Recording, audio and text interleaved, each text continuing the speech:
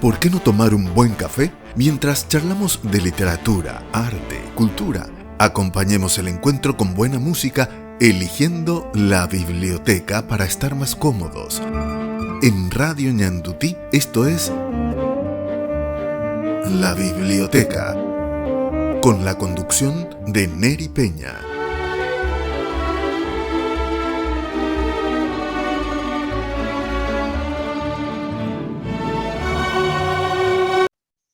Amigos de la biblioteca, bienvenidos a este espacio cultural de la 1020 AM Radio Ñandutí. Recuerden que este es un programa multiplataforma. Nos pueden escuchar por la 1020 AM o ver a través del diario digital de Ñandutí, www.nanduti.com.py, o en las redes sociales. En el Facebook nos van a encontrar en la Biblioteca PY o en YouTube a mi nombre. Y hoy tenemos un programa súper interesante.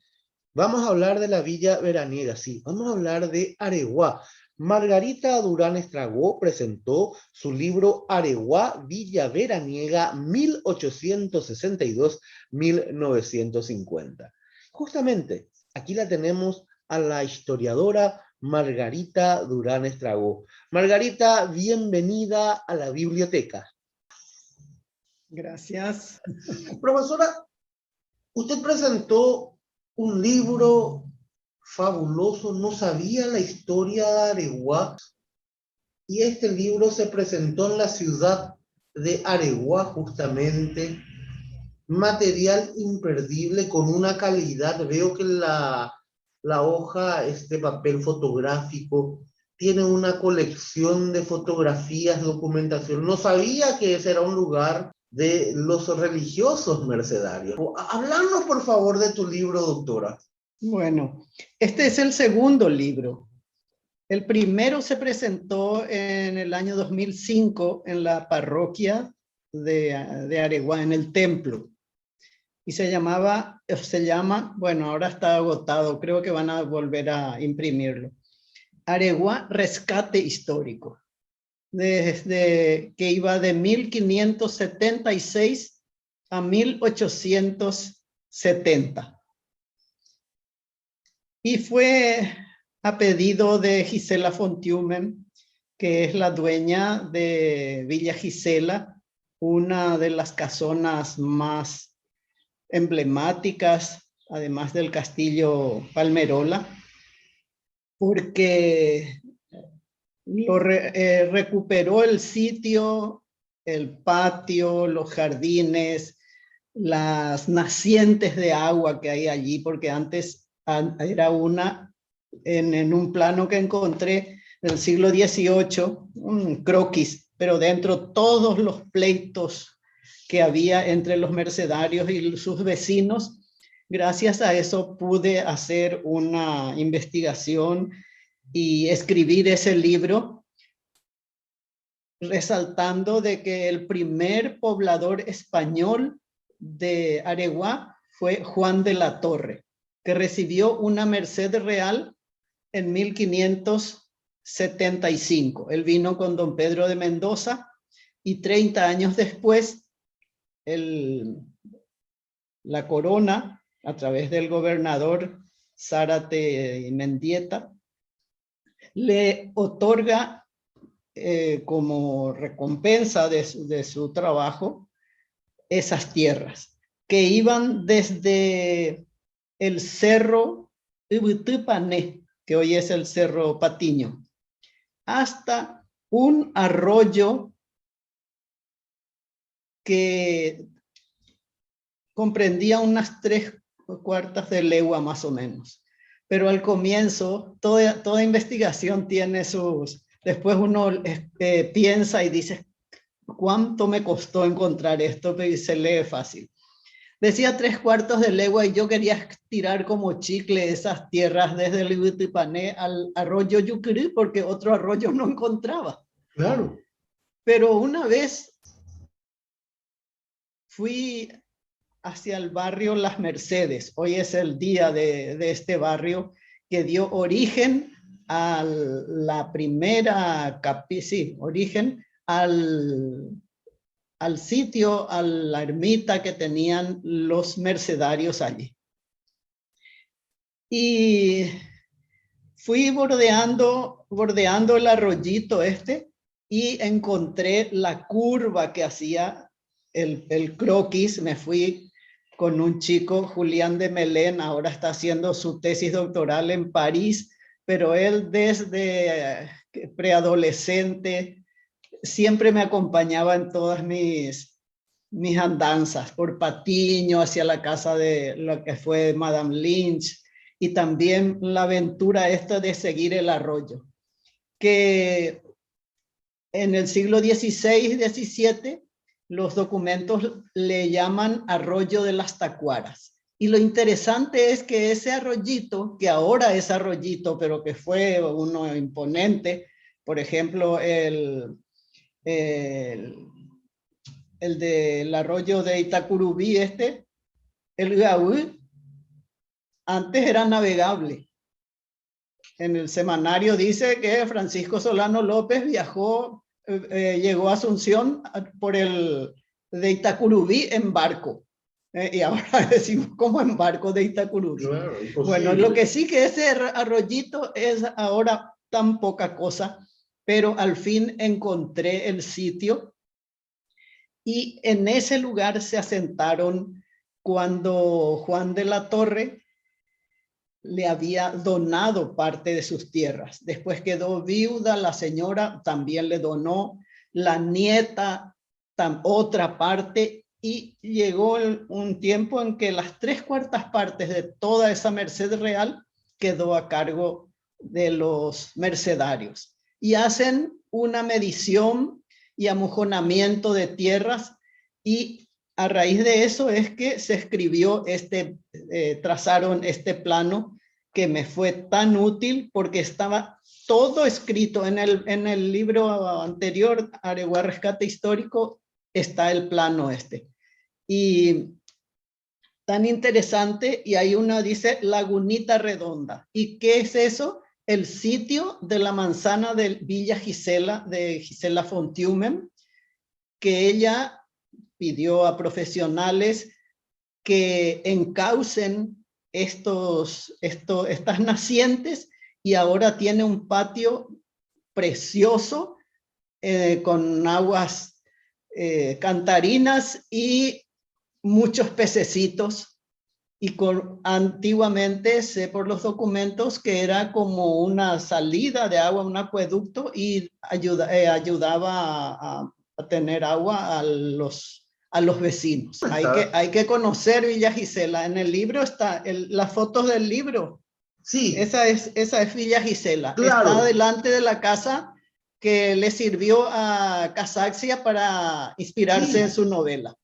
La que está a 2 cuadras de la iglesia. Está delante de Villa Gisela, está la que fue la Terza Rivarola, y antes fue de Sanjurjo. Es esa. De Gómez Sanjurjo. Sí. Y es una Barret casa muy linda. vivió también allí. Rafael Barret también. Bueno, y seguimos porque si el tiempo es corto no voy a... Adelante, profesora, no te interrumpo más. Bueno, allí estuvieron los mercedarios, tuvieron una estancia muy pequeña al lado de las que tuvieron los jesuitas o los dominicos en Tabapú, hoy Roque González de Santa Cruz, y con una comunidad de esclavos que les fueron donando, porque los mercedarios como dominicos, agustinos, son mendicantes. Entonces viven, y era costumbre en la época que al hacer el testamento siempre una parte dejaban para cada uno de los conventos. Y como el esclavo era un bien económico, también entre lo que le dejaban en herencia a los religiosos eran esclavos. La iglesia se contagió también de ese mal de la época, y por eso la Orden de la Merced, justamente fundada por Pedro Nolasco en Barcelona, hoy es la fiesta, hoy en el Centre Català vamos a tener un acto por eso, porque es la Virgen de la Merced, la que es defensora o protectora de los, por eso se llama la Orden de Redención de Cautivos. Y en este caso, aquí en el Paraguay, ellos se dedicaban, tenían comunidades aparte de la estancia de negros que tenían allá, donde hoy está la Plaza de la Democracia, era el convento de los mercedarios, que junto con los jerónimos, que no quedaron, más que dejaron el nombre del barrio, porque ahí tenían una ermita, ellos tenían su convento allí, en ese lugar, y se surtían o se beneficiaban de lo que producía la estancia.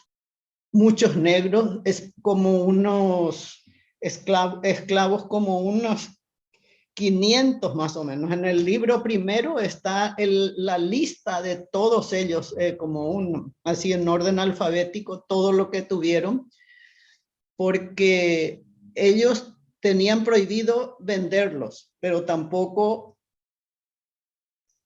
les permitían salir de fuera del recinto, porque ¿qué ocurría si se enamoraban fuera? Y si llegaban a tener un hijo.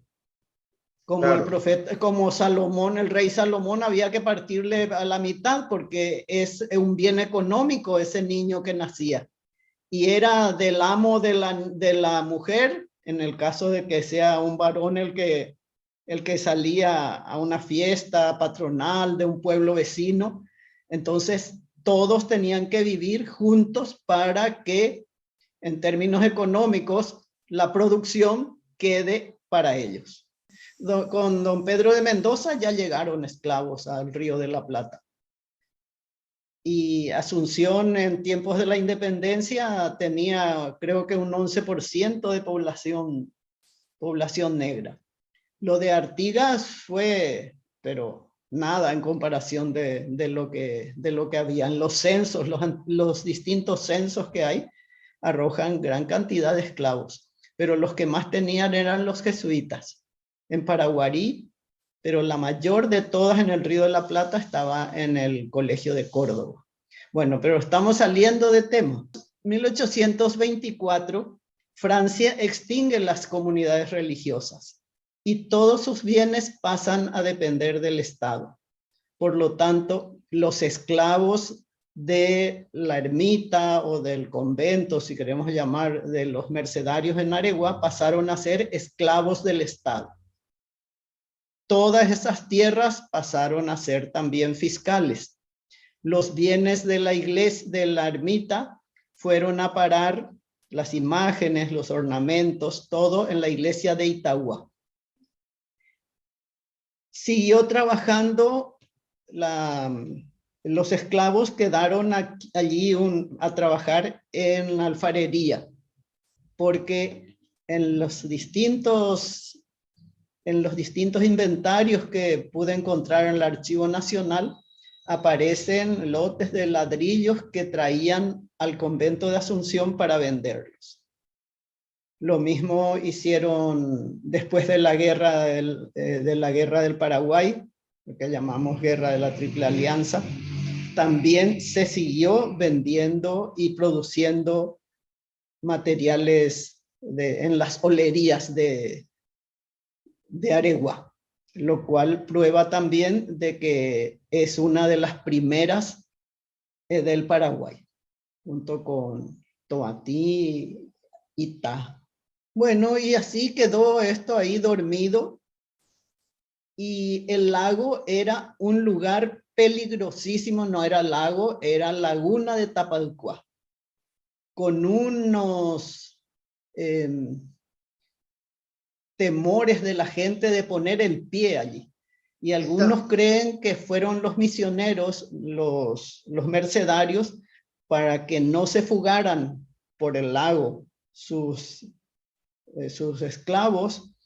Entonces hicieron correr la versión de que allí había fantasmas y animales con muchas cabezas, tanto que don Carlos más tarde tuvo que mandar a hacer a Domingo Parodi un médico contratado en Europa, una inspección de las aguas para que la gente perdiera el miedo. Claro, estamos hablando del lago de Pacaraí. Sí, Tapalcuá. Tapalcuá. Sí, Ah, en el apéndice del libro está un artículo que escribí en el 2013 cuando se llenó de algas. Bueno, y ahí hago hincapié en las leyendas que hay, desde Mariano Antonio Molas en adelante se conservan, y también de las intenciones que tenía don Carlos sobre ese sitio cuando el ferrocarril comenzó a abrir camino, y se encontraron con una belleza extraordinaria, la loma, los cerros pelados que llamaban, que tienen estas piedras preciosas que hay solamente creo que en 2 partes del mundo. Sin embargo, casi todas las calles de Areguá están empedradas con esas piedras. cierto, Bueno, están con esas piedras. Perdón, justamente en el libro estás hablando de que no iba a pasar por ahí el ferrocarril. Y que don sí, Carlos eso Juan, es. cuando don Carlos vio la hermosura del lugar, dijo, no, por aquí ahora se va a trazar el... Mm. Y es Bueno, más, me gusta que ya haya leído. no, pero es que más, el momento de la inauguración, ya después de la muerte de Carlos Antonio López, que estás hablando de esa precaria capilla que se hizo y dejás ahí una consigna. ¿Podés contarnos eso, por favor? Bueno, estaba con el ferrocarril, ya había inaugurado en 1861 hasta Trinidad.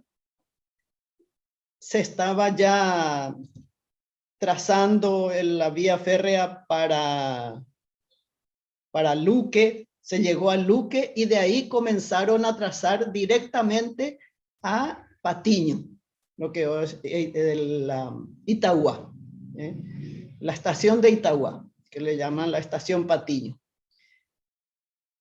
Cuando por el camino se dieron cuenta y también tomó conciencia don Carlos de que esta laguna, la laguna de Areguaya le llamaban. En el siglo XVII ya Bernardino de Cárdenas, el obispo que fue expulsado por los jesuitas en connivencia con los gobernadores, él maldijo al Paraguay. Y ahí por primera vez dice, por favor, levante esa mano y borre esa maldición, porque hasta las aguas las aguas del arroyo de Areguá se están secando. Es el primer documento que encontré hablando del arroyo de Areguá, y después del Pacaraí más adelante, pero siempre era laguna. Perdón, yo dije arroyo, laguna, siempre era laguna. Pero para darle más destaque, entonces el lago pues suena mejor que laguna, Claro. pero las características son las mismas. Bueno, y entonces don Carlos dijo, esto puede tener o darle una finalidad, podemos darle una finalidad económica. Y mandó suspender, eso está en el semanario de avisos y conocimientos útiles, está en el semanario, y también está en el primer libro, Areguá Rescate Histórico. Solamente que me faltaba esta segunda parte, estudiarla a fondo para leer esto que a mí me pareció, no sé, una línea más en la noticia, llegó a ser tan importante. Por eso cada cosa tiene su hora y su tiempo. Este libro tendría que haber salido hace 10 años y no salía, y ahora que va a estar que están preparando el Hotel La Candelaria, me dijeron, ¿por qué no escribe? Y es que está escrito, pero no se publica. Bueno, entonces ahí salió esto. Ahora es su tiempo, y gracias a eso pude hacer también trabajos de campo y conocer la antigüedad de las tiras de casas que rodean a la actual iglesia. Bueno, Claro. pero a lo que hablábamos, Sí. que don Carlos dice, paren esto y que el trazado vaya primero a Aregua.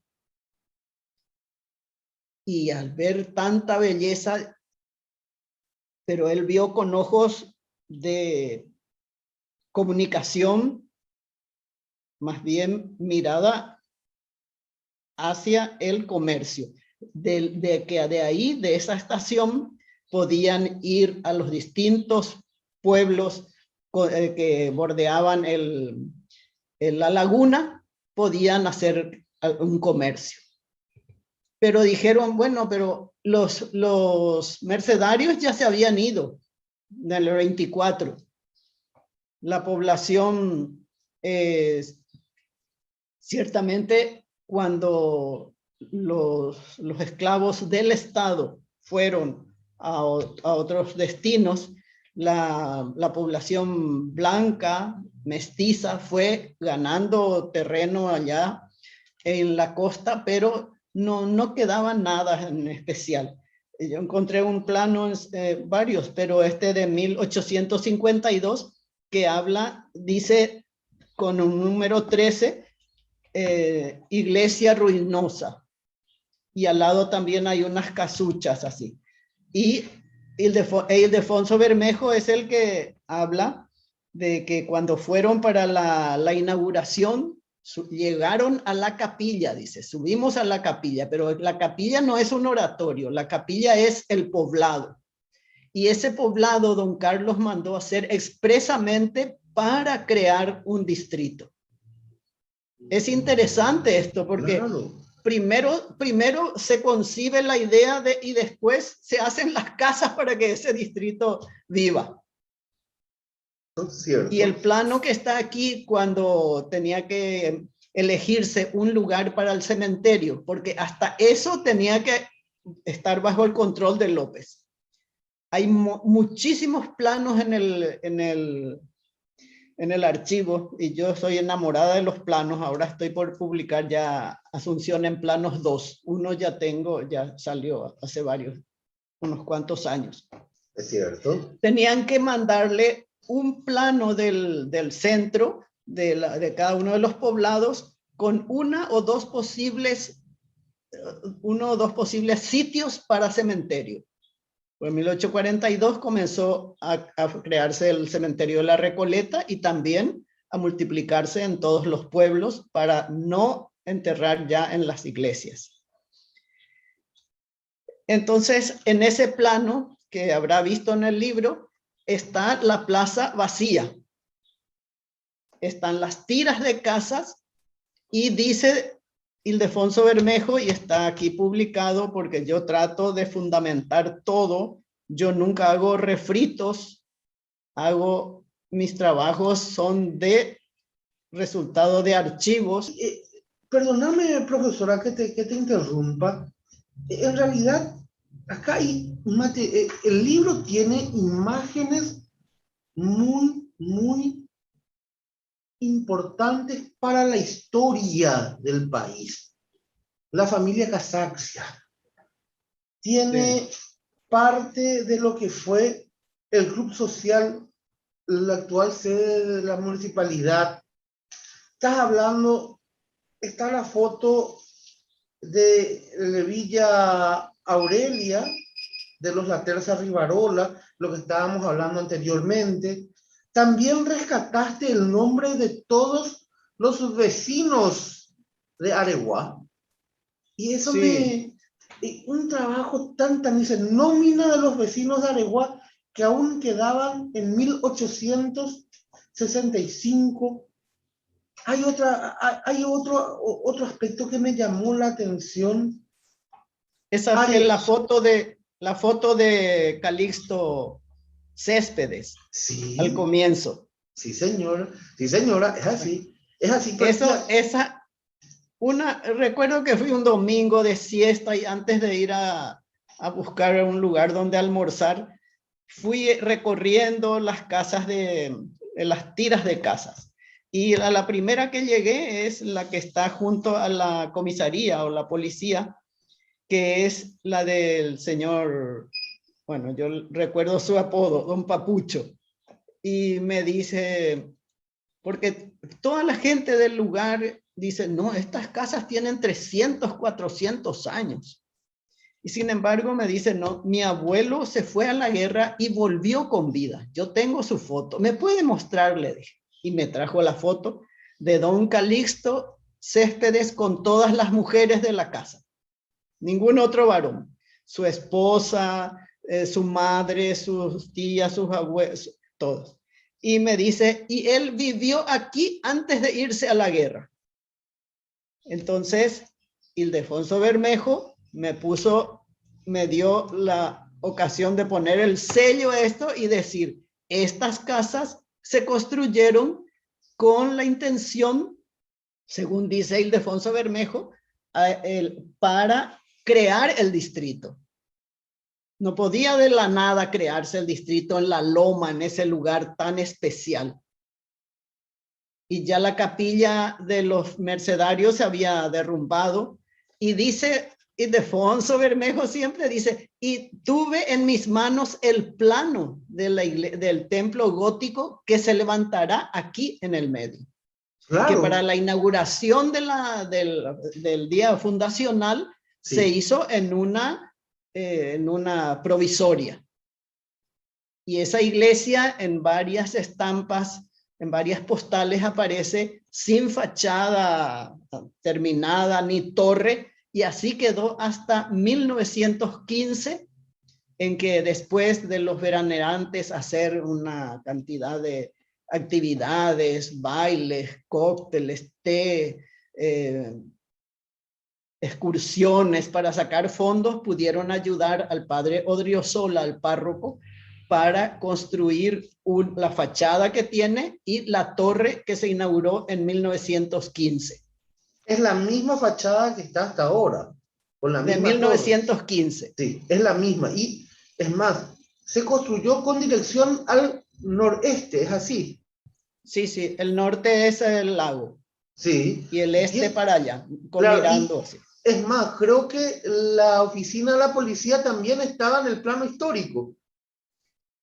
Sí, ya no tuve, tenía limitaciones para poner fotografías y demás, pero encontré en la hemeroteca de la Biblioteca Nacional el plano de la policía de 2 plantas. Por eso la estructura de la planta baja es bien sólida, pensando en hacerla de 2 pisos, pero que no se llegó a hacer. Ah, ahora voy entendiendo.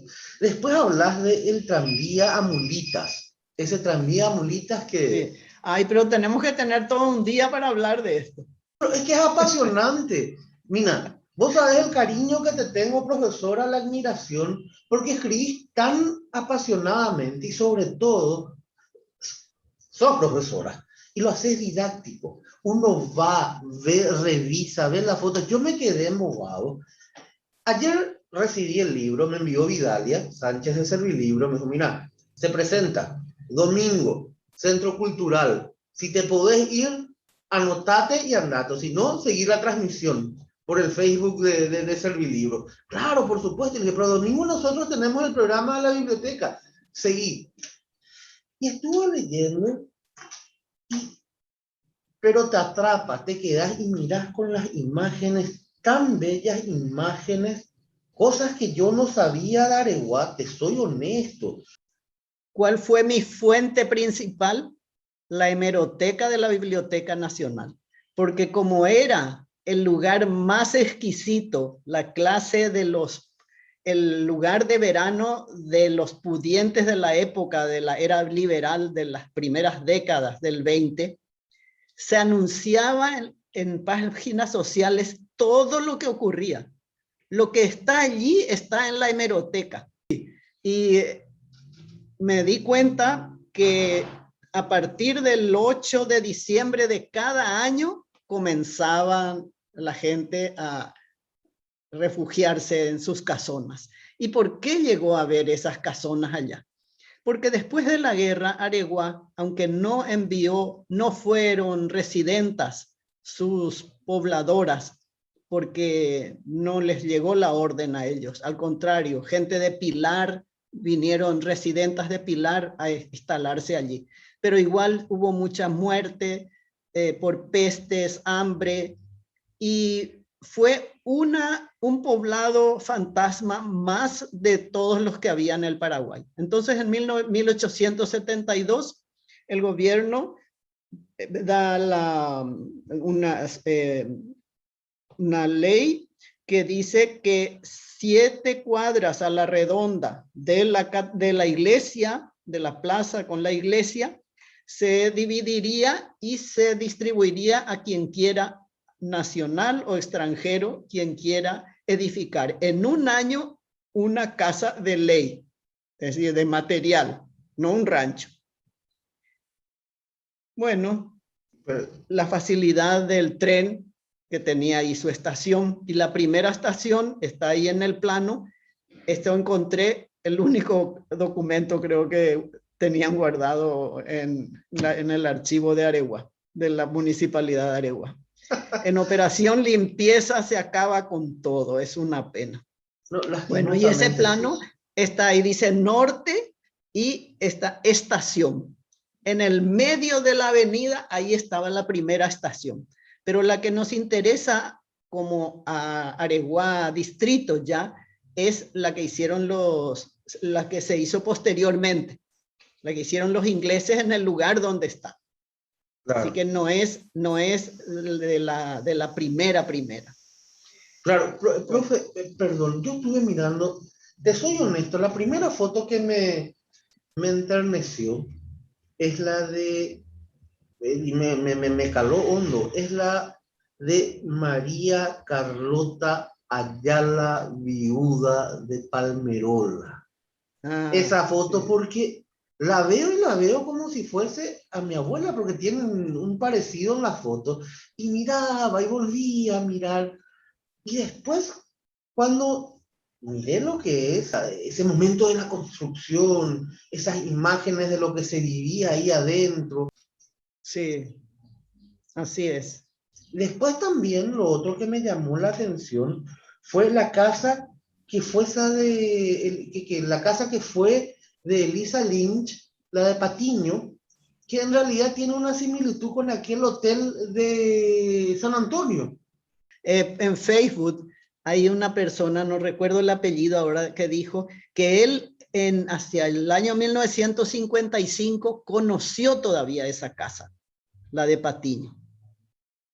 Y lo que a mí me interesaba, y yo sabía, cuando pasaban los años y no se podía publicar esto, y hasta por televisión, hasta las que dirigen las guías turísticas, la visita guiada en el Castillo Palmerola, nos cuentan hasta la semana pasada, ya el libro estaba salido y decían todavía que le identificaban con Madame Lynch, cuando que el terreno compró doña Carlota siendo viuda de un estanciero correntino que tuvo mucho dinero, pero ella con una educación también el padre Puchol, que es su biógrafo, porque hay un libro que se llama Una familia paraguaya, pero les idealiza tanto a la familia que les pone, por poco no describe la catedral cuando se casaron.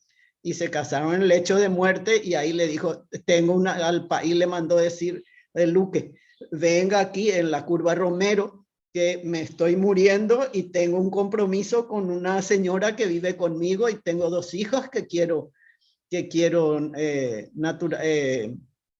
reconocerlas.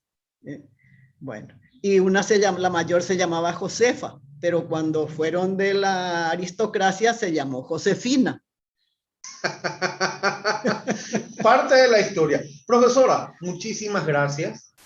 En realidad, pero no les dije ni la mitad todavía. Gracias, profesora, un placer. Gracias por estar en la biblioteca. Bueno, pero me quedé... Y sí, el tiempo es tirano y yo con tantas con preguntas ganas de interrumpí seguir. tanto. No, pero yo gasté tiempo en comentarios inútiles. No, qué Reconozco mi comentarios mal. inútiles. Excelente. Gracias, profesora. Gracias. Un abrazo. Gracias, gracias. Igualmente, adiós. Hasta luego. Estás escuchando La Biblioteca con la conducción de Neri Peña en Radio Ñandutí.